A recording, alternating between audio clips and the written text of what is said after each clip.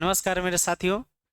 Physical education academy में आप सभी का जितेंद्र सर बहुत बहुत स्वागत करते हैं। और जैसा कि आप सभी को पता है कि उत्तराखंड का पेपर 18 अगस्त को है। उसी के रिगार्डिंग ये सारे क्वेश्चन आए हुए हैं। धीरे धीरे जो है लेवल में 18 तारीख तक सारे गेम्स सारे पार्ट को कवर करते हुए चलूँगा और इसी तरह से आपको क्वेश्चन मिलते जाएंगे, है ना। तो जुड़े रहिए, बने रहिए और डेली लाइव क्लास में आप ज़रूर आइए, है ना। तो चलिए शुरुआत करते हैं क्वेश्चन की। तो बेहतरीन क्वेश्चंस की सीरीज है और सबसे अलग होगी, ये भी मेरी गारंटी है। The word Educare is a Latin word which means, यानी शब्द एजुकेयर एक लैटिन वर्ड है। आपसे ये भी पूछ सकता है। देखिए हम लोग क्या पढ़ रहे हैं, फिजिकल एजुकेशन। फिजिकल का मतलब क्या होता है, जो हम बॉडीज यानी कोई भी एक्टिविटी है जो हम प्रैक्टिकली करके सीखते हैं उसको हम फिजिकल एजुकेशन कहते हैं, है ना। तो ये कैसा वर्ड है, लैटिन वर्ड है। एक्सपेंड, टू इम्प्रूव या सस्टेन यानी बनाए रखना, सुधार करना, विस्तार करना, या टू ब्रिंग अप।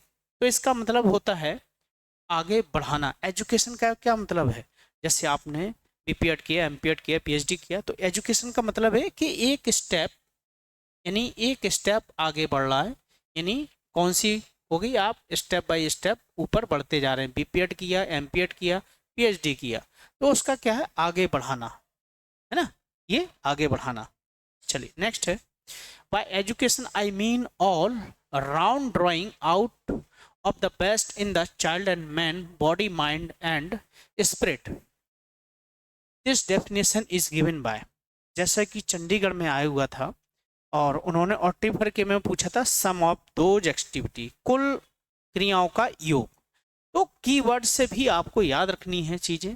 शिक्षा, मेरा तात्पर्य है बच्चे मनुष्य के शरीर मन आत्मा में सर्वश्रेष्ठ को बाहर निकालना। यह परिभाषा किसने दी है, तो डम्बले ने दी है, जॉन ड्यू ने दी है, महात्मा गांधी ने दी है, या वेरो या मैकी ने दी है। तो याद रखिएगा ये जो डेफिनेशन है इसको पहचानने का एक तरीका है, जहां पर बच्चे और आदमी यानी चाइल्ड और मैन की बात की हो इस डेफिनेशन में एजुकेशन से रिलेटेड, वो आपके महात्मा गांधी होते हैं, गांधी जी, है ना। याद रखिएगा इस तरह से। A change, modification of adjustment on the part of individual as a result of experience. This definition of education was given by, अनुभव के परिणाम स्वरूप किसी व्यक्ति की ओर से किया गया परिवर्तन, संशोधन या समायोजन। अनुभव के परिणाम स्वरूप आप हिंदी में भी इसको ऐसे कीवर्ड से भी कोरिलेट कर सकते हैं। संशोधन या समायोजन की बात होती है। शिक्षा की यह परिभाषा किसके द्वारा दी गई है, तो ये जो शिक्षा की परिभाषा है किसके द्वारा दी गई है, रिडिन के द्वारा दी गई है, जॉन डेवी के द्वारा दी गई, महात्मा गांधी या वेरो मैगी के द्वारा ये डेफिनेशन दी गई है। तो याद रखिएगा, है ना। तो ये जो डेफिनेशन है ये वेरो के द्वारा दी गई है। किसके द्वारा दी गई है, वेरो के द्वारा ये डेफिनेशन दी गई है ना। तो जहां पर मॉडिफिकेशन और एडजस्टमेंट की बात आ जाए, है ना, तो वहां पर ये समझ लीजिएगा ये जो है बैरो ने बोला हुआ है। नेक्स्ट है statement, physical education being a rare combination of science a part it can be term as a aesthetic science. यानी कथन, सारे शिक्षा विज्ञान कला एक दुर्लभ संयोजन है, इसे कलात्मक विज्ञान भी कहा जा सकता है। मैंने क्या बोला था, फिजिकल एजुकेशन में प्रैक्टिकल के साथ जो चीज़ें सीखी जाती हैं। अगर मान लीजिए आपको पेरी ओवराइन टेक्निक सीखनी है हाई जंप में, तो उसकी आपको प्रैक्टिस है, स्किल है, कैसे परफॉर्म करना, तो वो क्या होगी, आर्ट हो गई। इससे पहले क्या होती थी, तो जैसे जैसे डेवलपमेंट होता गया स्पोर्ट्स में, है ना, वैसे वैसे इसमें भी चेंजेस आते गए। तो निम्नलिखित में से कौन सी विशेषताएं हैं उपयुक्त बतानी है। एस्थेटिक एंड इमेजिनेटिव, ऑब्सोलेट और रीजनेबल, सिस्टमैटिक या रियलिस्टिक, या मान लीजिए फोर्थ क्या कह रहा है आपका, क्रिएटिव। फोर्थ क्या कह रहा है, क्रिएटिव कह रहा है, यानी तीसरा है और चौथा। तो आपको ये बताना है कि दुर्लभ संयोजन क्या है ना। तो याद रखिएगा ये जो आपके यानी एस्थेटिक इमेजिनेटिव, जब हम देखते हैं, इमेजिन करते हैं चीज़ों को। अगर मान लीजिए मैं शॉर्ट पुट की टेक्निक सिखानी है, मैं आपको क्या बोल रहा हूँ, यहाँ पुट करना है, ऐसे रखना है, और ये आपको थ्रो करना है ना। तो अलग अलग पेरी ओवराइन टेक्निक होती हैं, इसको पट भी होता है ना। तो ये जो है आपको कैसी है, इमेजिनेटिव, सिस्टमेटिक और रियलिस्टिक। यानी जो आप चीज़ प्रैक्टिकल सीख रहे हैं वो आप करके दिखा रहे हैं, तो क्या होगी आपकी, रियलिस्टिक हो गई। लास्ट में क्या है, क्रिएटिव। जब आपके लेसन प्लान हो तो उसमें आप अपनी क्रिएटिविटी लेसन प्लान में दिखाते हैं, तो वो क्या है, क्रिएटिव है, कैसे हमें। और जब मैच एच वगैरह में जैसे हमको बच्चों को किस पोजीशन में उनको रखना है, कैसे खिलाना है, और उनके माइंड को कैसे डेवलप करना है, तो वो भी उनको हम क्रिएटिव बोल सकते हैं। यानी पहला, तीसरा, चौथा सही है, याद रखिएगा, है ना। चलिए, physical education is the physical education is education through physical activities for the development or total personality of the child and its fulfillment and perfection body mind spirit. Who stated this? चलिए, JP Thomas, book Walter, फ्रोवेल, या आपके butcher, Charles ए butcher इनका पूरा नाम है। शारीरिक शिक्षा बच्चे के संपूर्ण व्यक्तित्व के विकास, शरीर, मन और आत्मा में उसकी पूर्णता के लिए शारीरिक गतिविधियों के माध्यम से शिक्षा। मैंने क्या बोला, शारीरिक गतिविधियों से शिक्षा, यह किसने कहा है, तो ये जेपी थॉमस, बुक वाल्टर या फ्रोवेल, है ना। ये किसने बोला हुआ है, तो याद रखिएगा, जहां पर माइंड और स्पिरिट की बात होगी, परफेक्शन, इन तीन वर्ड को आप माध्यम बना लीजिएगा, तो जेपी थॉमस ने, A is the right answer, A is the right answer. चलिए, नेक्स्ट है, as per as sports development code of India 2011, what is not incorporated as eligibility the guideline for recognize of national sports federation? A, it should be legal voluntary registered body, it should have exhaustive written constitutions in the unambiguous terms. C है, it should be activity extended for more than 3 years. D है, a national level there can be two recognized federation for each sports. यानी, और भारतीय राष्ट्रीय खेल विकास संहिता 2011 के अनुसार राष्ट्रीय खेल महासंघों के की मान्यता के लिए दिशा निर्देशों के लिए पात्रता के रूप में शामिल नहीं है। यह कानूनी स्वैच्छिक पंजीकृत निकाय होना चाहिए। इसका स्पष्ट शब्दों में विस्तृत संशोधन होना चाहिए। यह 3 वर्षों से अधिक से सक्रिय रूप से अस्तित्व में होना चाहिए। राष्ट्रीय स्तर पर प्रत्येक खेल के 2 मान्यता प्राप्त महासंघ हो सकते हैं, है ना। तो ये चीज आपको याद रखनी वाली है ना। तो ये याद रखना, at national level, the national level there can be 2 recognised federation for each sports, है ना। D is the right answer. D क्या है आपका, राइट आंसर है, याद रखिएगा, है ना। चलो, नेक्स्ट है, who was the Indian flag bearer in close ceremony in London Olympic 2012? Sushil Kumar, Brajendra Singh, Yogeshwar Dutt, Mary Kom. जैसा कि बीपीएससी में भी पूछे गए थे कुछ क्वेश्चन इस तरीके से। लंदन ओलंपिक 2012 के समापन समारोह में भारतीय ध्वजवाहक कौन थे, है ना। भारतीय ध्वजवाहक कौन थे, ये आपको बताना है। सुशील कुमार है, ब्रजेंद्र सिंह है, योगेश्वर दत्त है, या मैरी कॉम है, बताइए। क्वेश्चन नंबर 7वां, चलिए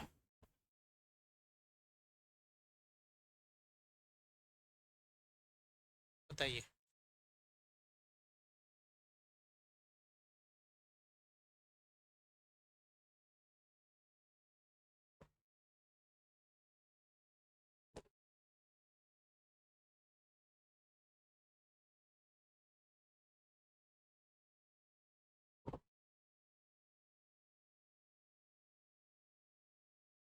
तो इसमें जो है आपके कौन थी, मैरी कॉम ना, मैरी कॉम थी।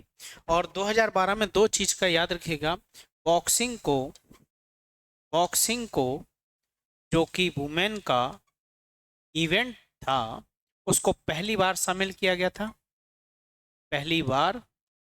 और 2 गेम ऐड हुए थे, याद रखना। फुटबॉल वुमेन को भी पहली बार इसमें 2012 में वुमेन को, फुटबॉल को पहली बार शामिल किया गया था, याद रखिएगा, है ना, फुटबॉल वुमेन को 2012 लंदन ओलंपिक में, है ना। चलिए नेक्स्ट है, select the least influence factor in the determining the teaching methods, nature of subject matter, type of student, institutions या size of class, student social economic status। यानी शिक्षण विधियों के निर्धारण में सबसे कम प्रभावशाली कारक का चयन करना है। सबसे कम जो प्रभाव है वो क्या करता है, कम वो करता है, उसको हम क्या कहते हैं, है ना। तो सबसे पहले ये तो ठीक है, ये भी सही कह रहा है, छात्रों का प्रकार ये भी है, और क्लास का साइज ये भी डिपेंड करता है। लेकिन ये जो है, जब हम सामाजिक और आर्थिक चीज को देखते हैं तो ये कम इन्फ्लुएंस करेगा। तो D is the right answer, D is the right answer. Next है, what was the official mascot of London 2012? Well, Wenlock, Mandeville, एमेक, रोनी, मीसा। लंदन ओलंपिक 2012 का आधिकारिक जो है मास्कोट या शुभांकर कौन था? याद रखिएगा, वेनलॉक मैंडेविल था, है ना। हाँ, और इस समय 2024 का कौन है? तो फ्रेजियन कैप, याद रखिएगा, फ्रेजियन कैप, है ना। How many rings are in the Olympic rings? कभी भी आपसे ओलंपिक के छल्लों की ऊपर की संख्या, नीचे की संख्या, टोटल ये भी पूछ सकता है। ओलंपिक ध्वज में कितने छल्ले होते हैं? तो टोटल 5 होते। कितने होते हैं? 5 होते हैं, याद रखिएगा। नेक्स्ट है, which term is define below is not restricted to the threatening disease, it is the culminated of a way living which keep illness and adverse health condition at distance। उसको हम क्या बोलेंगे? हेल्थ बोलेंगे, या wellness बोलेंगे, या environment बोलेंगे, या इम्यूनिटी बोलेंगे। नीचे दिए गए शब्द को परिभाषित करने हैं। यह बीमारियों के इलाज तक सीमित नहीं है, यह जीवन जीने के एक ऐसे तरीके की परिणत है जो बीमारी और प्रतिकूल स्वस्थ परिस्थितियों को, यानी स्थितियों को दूर रखता है। ठीक है, तो कौन रखता है भैया? वेलनेस से भी एक केवी में क्वेश्चन पूछा गया था, है ना। हाइजीन से भी एक क्वेश्चन आया था केवी में, याद रखिएगा। चलिए नेक्स्ट है, what is not a tip of improving wellness? यानी balance diet, cleanness environment, regular 30 minute exercise, या रिस्ट्रिक्टेड टू रिवाइटलाइज, यानी स्वस्थ को बेहतर बनाने का सुझाव नहीं है। इन पे चीजें आपको ज्यादा ध्यान देनी होती हैं जहां पर नहीं शब्द होता है ना। संतुलित आहार है, स्वच्छ वातावरण है, नियमित 30 मिनट, यानी मैंने क्या एक हमेशा बोलता हूं कि फिटनेस का डोज आधा घंटा रोज, तो वही है। पुनर्जीवित करने के लिए सीमित करें, है ना।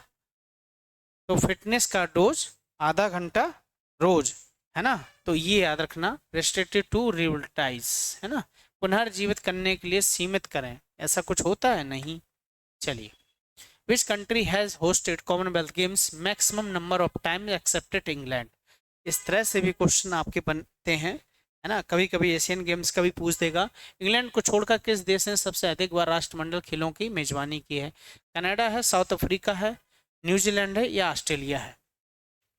तो सबसे ज्यादा जो किया है वो आपके ऑस्ट्रेलिया ने किया है। ये ध्यान से समझिएगा, ये केवल वन लाइनर व्यूज बढ़ाने के लिए नहीं है, ठीक है। और आप देख लेंगे कि आपको क्वेश्चन मिलेंगे जरूर। जैसे चंडीगढ़ में कुछ क्वेश्चन मिले हैं, यूपीएससी में भी मिले हुए हैं, पढ़ाए हुए। तो जब स्टूडेंट बताता है तो अच्छा लगता है ना। तो यही मैं चाहता हूँ, और कुछ नहीं। दुनिया क्या कहती है उससे कोई मतलब नहीं। आपका सिलेक्शन हो, आपको जिसमें बेनिफिट मिले, जिससे आपका हित हो, उसी में मेरा भी हित होता है। चलिए, विच sports was included Rio Olympic 2016? Rio Olympic 2016 में कौन सा खेल शामिल था? तो याचिंग है, फेंसिंग है, पोलो है, गोल्फ है। तो इसमें जो है गोल्फ को शामिल किया गया था, मैंने बताया था आपको गोल्फ को, है ना। भारत की कौन है? अदिति। विच sports were played first time in London Olympic 2012? London Olympic 2012 में पहली कौन से खेल खेले गए थे? तो मैं वही बात आपको बता रहा था। तो women football, women chess, women football, women boxing, women polo, women wrestling, women kabaddi, women boxing. तो याद रखिएगा, मैंने दो गेम के नाम बताए थे, वुमेन फुटबॉल के और वुमेन बॉक्सिंग के, महिला फुटबॉल, महिला बॉक्सिंग, जिसमें पहली बार भारत की मैरी कॉम ने ब्रॉन्ज मेडल जीता था, है ना? याद रखिएगा। नेक्स्ट है, how many article are publish in UNESCO revised international charter of physical education and physical activity and sports, है ना? कितने होते हैं? ऐसे ही आपको जो है ओलंपिक चार्टर भी याद करना है, उसमें से भी उससे रिलेटेड भी मैं क्वेश्चन लेके आऊँगा। तो 10 है, 12 है, 13 है, 14 है। तो यूनेस्को द्वारा सारी शिक्षा गतिविधि खेल के संशोधित अंतरराष्ट्रीय चार्टर में कितने लेख जो हैं प्रकाशित हैं? तो कितने लेख जो हैं आपके प्रकाशित हैं? तो याद रखिएगा 12। कितने हैं? 12 हैं। ठीक, चलिए, क्वेश्चन कुछ नए मिल रहे हैं ना? है हाँ, चलो बढ़िया। Which article is not part of UNESCO revised international charter of physical education, physical activity and sports? है ना? कौन सा अनुच्छेद यूनेस्को द्वारा शारीरिक शिक्षा, शारीरिक गतिविधि, खेल के संशोधित अंतरराष्ट्रीय चार्टर का हिस्सा नहीं है? The practical of physical education is fundamental right of all. B है, it can yield a wide range of benefits to individual, community and society. Sports program must be inspire lifelong participation. D है, research evaluation evidence and dispensable component for the development of physical education. सारी शिक्षा का अभ्यास सभी के लिए एक मौलिक अधिकार है। तो जहाँ पर मौलिक अधिकार की बात आती है तो वो यूनेस्को से एक क्वेश्चन ऐसे भी आता है और कई बार लगातार आता जा रहा है। यूपीटीजीटी है, एलटी में भी आ चुका है। यह व्यक्ति, समुदाय, समाज को कई तरह के लाभ पहुंचाता है। खेल कार्यक्रम में आजीवन भागीदार को प्रेरित करना चाहिए। अनुसंधान, मूल्यांकन, साक्ष्य और शारीरिक शिक्षा के विकास के लिए अपरिहार्य घटक है। बताइए। तो ये जो है आपके रिसर्च, एवल्यूएशन, एविडेंस पर बेस्ड होता है, याद रखिएगा। D is the right answer, है ना? कहीं आप ये ना लगा के आ जाइए, होता है लेकिन जहाँ पर गतिविधि का बात आ जाए, हिस्सा नहीं है, वो आपको लगाना है। इस पे आपको विशेष ध्यान देना। Political motivated act as the happened in the modern Olympics keep in view of above given statement, select the incorrect incident, है ना? आपको इनकरेक्ट के, Hitler insulted Jesus Owens, murder of 11 Israeli participation by terrorist in 1972, 1984 Los Angeles Olympic boycott by the capitalist countries, boycott of 1976 Montreal Olympic by African national on account of रंगभेद, apartheid, है ना? रंगभेद भेदी के कारण अफ्रीकी देशों को 1976 ओलंपिक का बहिष्कार किया था। हिटलर ने जेसी ओवेंस को मार डाला था? नहीं, मेडल नहीं दिया था। 1972 में आतंकवादी द्वारा 11 इजरायली प्रतियोगिताओं की हत्या कर दी थी। पूंजीवाद देश द्वारा 1984 ओलंपिक का जो है बहिष्कार किया गया था। उसने पूछा है कि मॉडर्न ओलंपिक में जो राजनीति से प्रेरित हैं, पॉलिटिकल इशू से जो बायकॉट किया गया था, तो वो सबसे ज़्यादा जो है पूंजीवादी 1984 में किया गया था। लॉस एंजलिस को सबसे ज़्यादा बायकॉट किए गए थे। C is the right answer, है ना?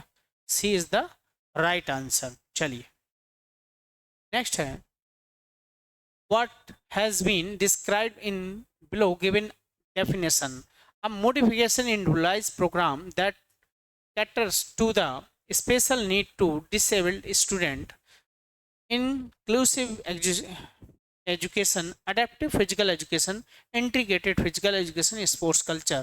नीचे दी गई परिभाषा में वर्णित किया गया एक संशोधित व्यक्तिगत कार्यक्रम जो कि विकलांग छात्रों की जरूरतों को पूरा करता, समावेशी, अनुकूलित सारी शिक्षा या एकीकृत सारी शिक्षा।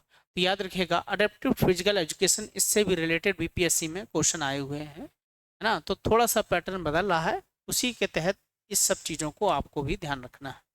What is not a objective adaptive physical education, कौन सा इसमें से जो कि अनुकूलित सारी शिक्षा का उद्देश्य नहीं है। to help a person to improve balance, coordination, posture, to realized health, self-esteem through the increased physical independence. C है reduce health complication. D है restricted skill, fundamental motor, संतुलन, समन्वय, मुद्रा में सुधार, व्यक्ति की मदद करना, शारीरिक स्वतंत्रता वृद्धि के माध्यम से स्वस्थ आत्मसम्मान का एहसास करना, स्वास्थ्य संबंधी जटिलताओं को कम करना, कौशल को सीमित करने, या मौलिक मोटर, है ना, ये भी याद रखना है। तो 20 का आपका क्या रहेगा, यानी रिस्ट्रिक्टेड जो स्किल्स है वो फंडामेंटल मोटर नहीं है, बाकी तो सारे होते हैं, याद रखिएगा। Which is organisation is not engage in promotion of adaptive physical education, इसको आपको अच्छे से देखना होगा, है ना। हाँ, special Olympic Bharat, para Olympic, deaf Olympic, NSS, कौन सा संगठन अनुकूली सारी शिक्षा को बढ़ावा देने में संलग्न नहीं है। अब आप समझ जाइए कौन से नहीं है। स्पेशल ओलंपिक भारत है, पैरा ओलंपिक है, डेफ ओलंपिक, एनएसएस नहीं है ना। ये क्या है, नेशनल, है ना, राष्ट्रीय सेवा योजना, है ना। हाँ, चलिए नेक्स्ट है 22, which statement is not correct about Asian games, एशियाई खेलों के कौन सा कथन सही नहीं है। ए है it is regulate by the Asian games federation of, before Asian games it was known as far championship games easterns, Gurudas Soni proposed to idea of restoration of Far Eastern Games. South Korea has hosted Asian Games maximum number of times. ये आपको बताना है 22वां कि इसे एशियाई खेल महासंघ द्वारा विनियमित किया जाता है या खेलों से इसे सुदूर चैंपियनशिप खेलों के रूप में जाना जाता है, या गुरुदास सोंदी ने सुदूर पूर्वी खेलों का बहाली का विचार प्रस्तावित किया था। दक्षिण कोरिया ने एशियाई खेलों की जो है सबसे अधिक बार मेजबानी की है। इस बार भी एक जून वाले यूजीसी नेट में पूछा गया था क्वेश्चन, है ना, तो याद रखना है, ये आपके लिए इंपॉर्टेंट है। तो D is the right answer. South Korea ने है सबसे ज्यादा जो है आपका एशियन गेम्स को क्या किया है, आपके ऑर्गेनाइज किया है ना।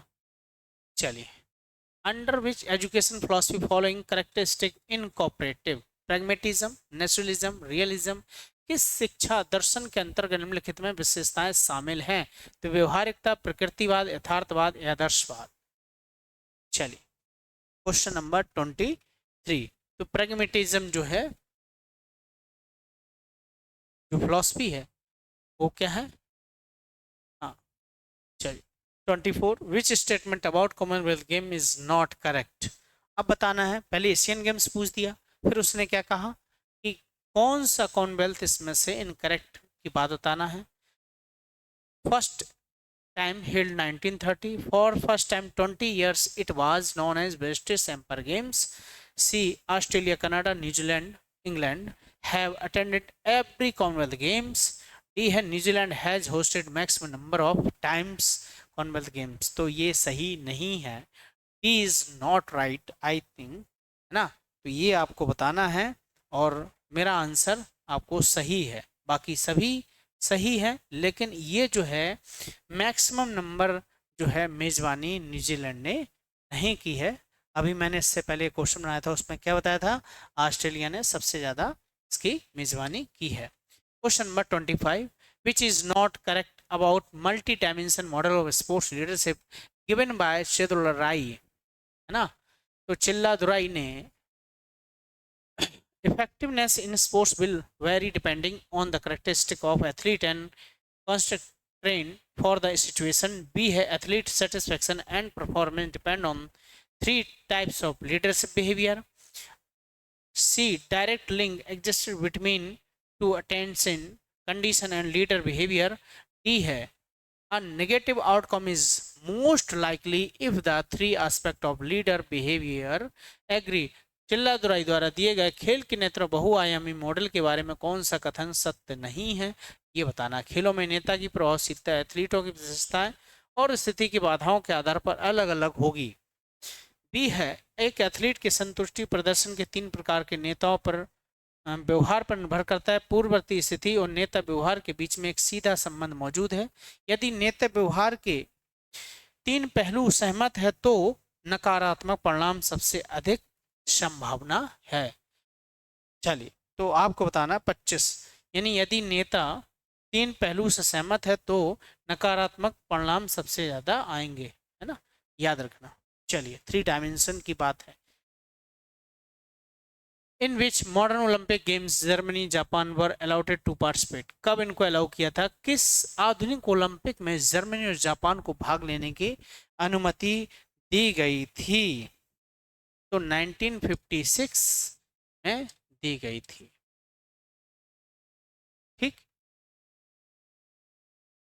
1956। ठीक, चलिए नेक्स्ट है, which statement about Asian game is not correct? First Asian game are held in Delhi and India got second position, बिल्कुल सही बात कही, जापान पहली पोजीशन पर था। 9th Asian game stand 5th according to medal tally. In first Asian Games competition total 6 event conduct were, यानी maximum number of medal was won by India in 2002। एशियाई खेलों के बारे में कथन सत्य नहीं है, ये बताना है 27 में। तो 2002 में सबसे ज़्यादा मेडल क्या इंडियन जीते, ये सही नहीं है, बाकी सारे कथन सत्य हैं, याद रखिएगा। नेक्स्ट है, what is not sagittal plane movement at the shoulder? कंधे पर सेजाइटल मूवमेंट के क्या नहीं है?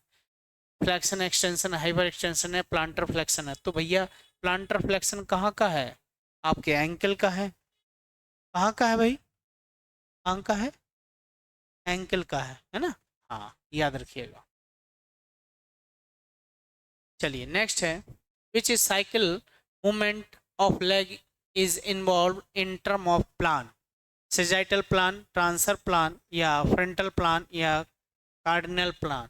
साइकिल चलाते समय पैरों की कौन सी हरकत में शामिल होगा?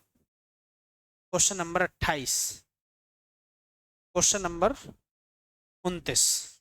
तो सेजाइटल प्लेन, साइकिल चला रहा ना तो साइड से, ठीक, तो सेजाइटल प्लेन। चलिए 30 नंबर है, which movement are involve under frontal plane? Frontal plane के अंदर कौन कौन सी गतिविधियां होंगी? अबडक्शन, एडक्शन, एलिवेशन, सर्कमटेक्शन, बताइए। क्वेश्चन नंबर 30, तो याद रखिएगा कौन से होंगे आपके?